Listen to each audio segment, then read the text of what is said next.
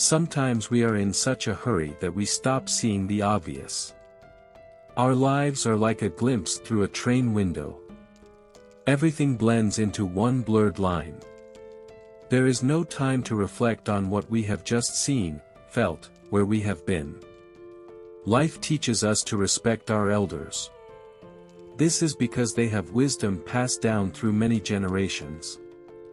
We used to listen to the advice of our elders. Today, we do so less often because technological advances are so rapid that we feel like the elderly have been left somewhere behind. Today we will go to one of the most ancient peoples for wise lessons. This people was mistakenly called the Indians. It was a people who lived in complete harmony with nature, so to civilized Europeans they seemed backward savages. The wisdom of this people is deep, natural and hidden in simplicity. Lesson 1. Inside each person there is a struggle between an evil wolf and a good wolf. The wolf you feed always wins. An elderly Cherokee Indian invited the children from his village to sit in a circle around a campfire to tell them a story about life, about the different paths we can take in life. The Indian told them, "There is always a battle going on inside of me that will also be inside of you. It is a great battle between two wolves.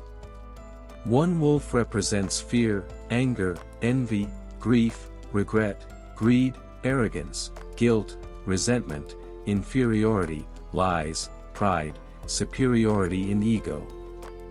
The other wolf represents joy, peace, love, hope, generosity, tranquility, kindness, benevolence, friendship, generosity, truth and faith." The old man looked at the children and said, "This struggle takes place within everyone who lives."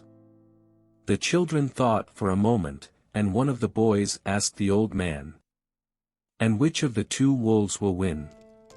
And the old Cherokee answered, "The wolf you feed the most will win. The attitude with which you view life will help or hurt you in achieving your goals. Clearly, just putting a smile on your face and pretending to be positive will not make you happy. However, if you keep a positive attitude when faced with problems, you will be able to find better and quicker solutions." Henry Ford said, "Whether you think you can or think you can't, you are right." Lesson 2, Don't judge. An Indian proverb says, "First look at the tracks of your moccasins before you judge the faults of others." There is an analogy from the Russian people: we see a speck in someone else's eye, but we don't notice a log in our own. These words warn against hasty criticism or judgment of others. A person should first look at himself, at his own actions, behavior and shortcomings before making judgments about others.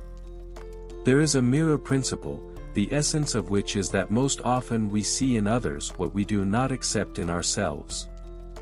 And before you judge another, remember a very important idea: all people and events you encounter in life are a reflection of your inner world and state.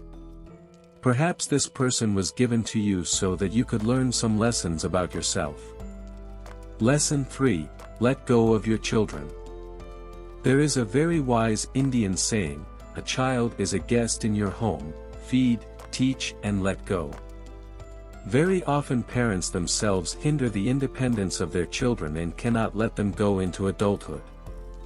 They suffocate adult children with excessive care, imposing their decisions and controlling every step. Often this happens because the parents, most often the mom, have only one sense: it's her child or children. And, when the time comes for the children to be independent and leave their father's home, there is a void inside the mom that has nothing to fill. But if a child is always controlled and not let go, he will not be happy, he will not be able to live his own life. Lesson 4, People get sick because of unfulfilled wishes and forgotten dreams. The piercing wisdom of the Indian people says, people get sick because of unfulfilled desires. According to Indian thought, Unrealized desires left unfulfilled create an emptiness inside a person which will lead to negative consequences and diseases. All of a person's problems, worries, anxieties, worries, and long ongoing depressions and nervous breakdowns sharpen the body from within. Unmet aspirations and dreams can lead to stress, frustration and feelings of unfulfillment, resulting in a person becoming defenseless in the face of problems. There is also a very wise Indian proverb. Only when the last tree is cut down, the last fish is caught and the last river is poisoned will we realize that we cannot eat money. What do you think about that?